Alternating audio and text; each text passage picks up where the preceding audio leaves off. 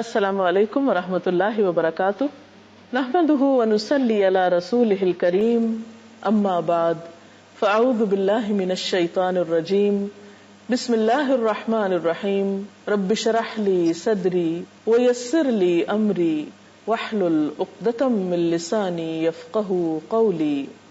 ہماری آج کی گفتگو کا موضوع ہے روزہ کیا ہے، روزے کی حقیقت کیا ہے، روزہ کس چیز کا نام ہے۔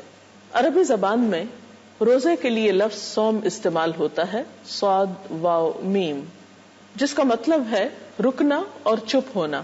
شریعت میں روزہ اس بات کا نام ہے کہ انسان روزے کی نیت کر کے طلوع فجر سے لے کر غروب آفتاب تک کھانے پینے اور بعض دوسری معین خواہشات کو پورا کرنے سے رکا رہے، اپنے آپ کو روکے رکھے۔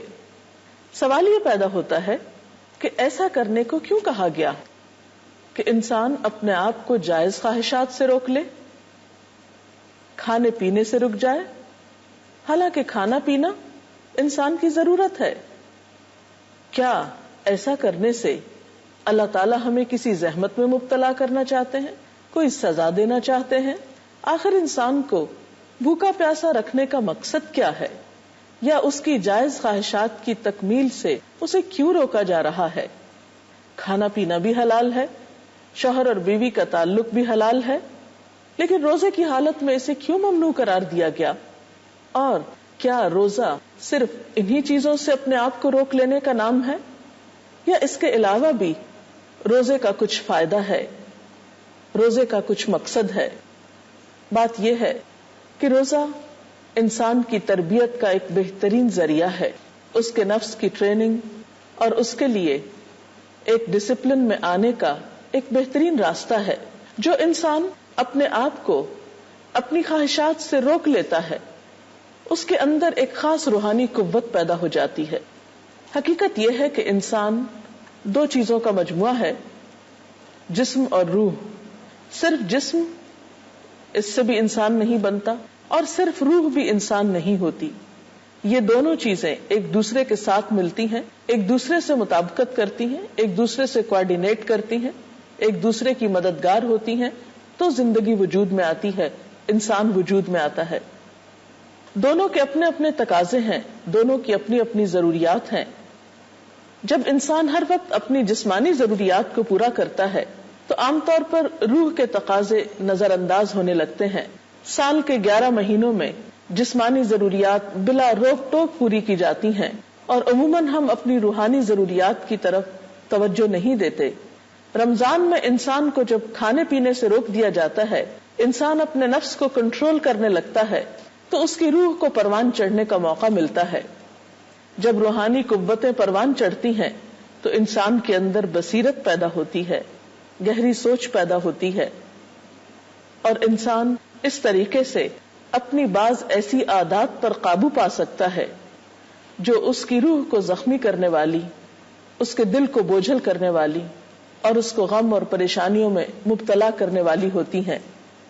حقیقت یہ ہے کہ روزہ انسان کی روحانی بیماریوں کا بھی علاج ہے، اور اس کے ساتھ ساتھ اس کی جسمانی بیماریوں کے لیے بھی ایک علاج کی حیثیت رکھتا ہے۔ جہاں تک روحانی بیماریوں کے علاج کا تعلق ہے تو آپ صلی اللہ علیہ وسلم نے صاف طور پر فرما دیا کہ من لم یدع قول الزور والعمل به فلیس للہ حاجۃ ان یدع طعامہ وشرابہ، کہ جو شخص روزہ رکھ کر جھوٹ بولنا اور اس پر عمل کرنا نہ چھوڑے تو اللہ تعالیٰ کو اس بات کی کوئی ضرورت نہیں کہ وہ انسان کھانا پینا چھوڑ دے۔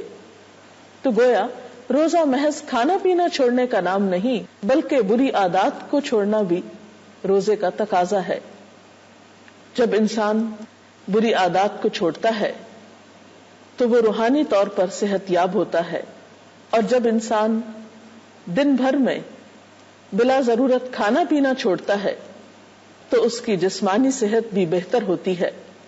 آج کے اس پروگرام میں ہم چند چیزیں جسمانی صحت کے اعتبار سے دیکھیں گے کہ روزہ کس طرح ہماری صحت کو بہترین کرنے میں مددگار ہے۔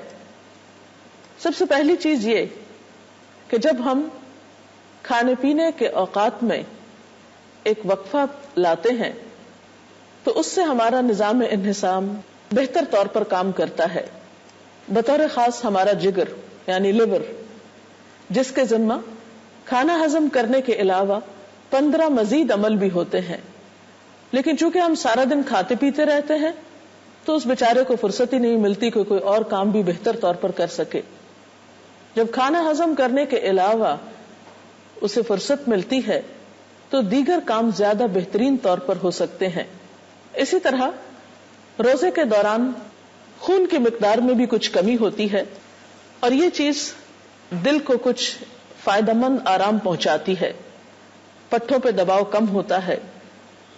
افطار کے وقت تک خون میں موجود غذائیت کے تمام ذرے تحلیل ہو چکے ہوتے ہیں، جس سے شریانوں کی دیواروں پر چربی وغیرہ نہیں جمتی اور شریانیں سکڑنے سے محفوظ رہتی ہیں.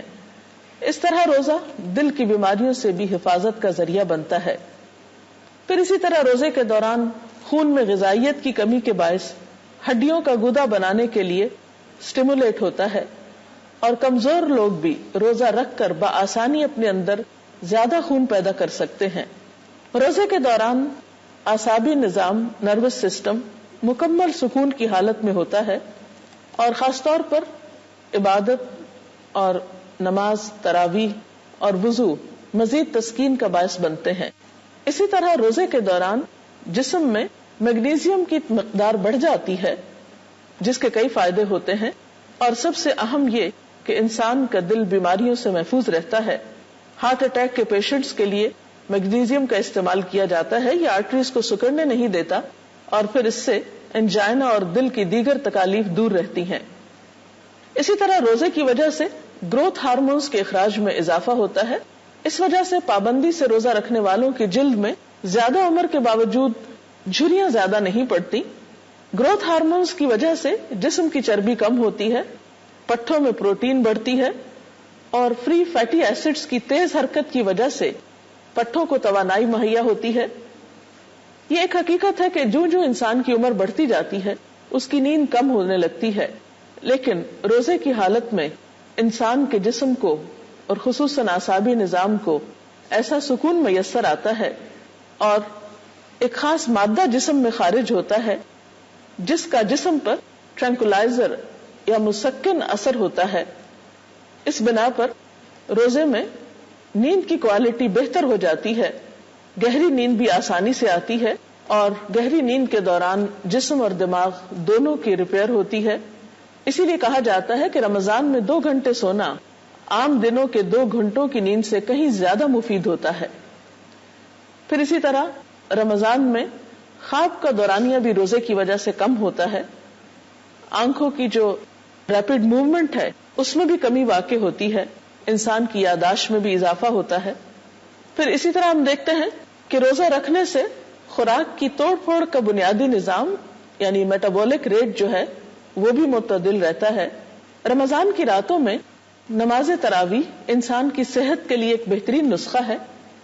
ایک عام انسان میں ایک دن کی تراویح نماز میں کم از کم 200 کیلوریز استعمال ہوتی ہیں. پھر اسی طرح ایک بہترین جسمانی ورزش بھی ہے. اس سے جسم میں لچک آتی ہے، ڈپریشن اور انگزائٹی کم ہوتی ہے. جب ہم مسلسل قرآن پاک بلند آواز میں سنتے ہیں تو اس سے بھی دل کو راحت ملتی ہے. اور عام طور پر بھی یہ بات ثابت ہوئی ہے کہ لمبی نماز کی وجہ سے دل کی بعض بیماریوں میں کمی آتی ہے. روزہ اور جسمانی صحت کے حوالے سے ایک بات ڈاکٹر جویل فرمن کے ایک کتاب کے حوالے سے کرنا چاہوں گی. کتاب کا نام ہے fasting and eating for health. Doctor Fuhrman کے ساتھ کچھ اتفاق یہ ہوا کہ آئس اسکیٹنگ کے دوران ان کی ٹانگ ٹوٹ گئی. انہوں نے دیکھا کہ ان کے والد ارتھرائٹس کے لیے اپنا علاج روزے رکھ کے کر رہے ہیں.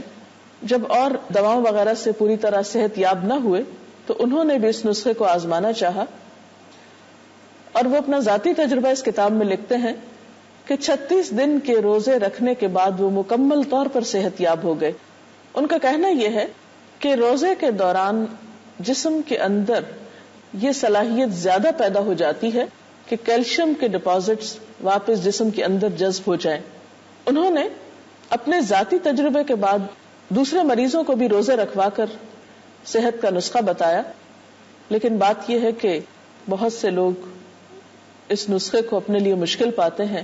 تو بہرحال روزہ ہماری جسمانی اور روحانی صحت دونوں کے لیے بہت مفید ہے. اس کے ساتھ ہی آج کے پروگرام کا وقت ختم ہو رہا ہے. اجازت چاہتے ہیں. اللہ حافظ.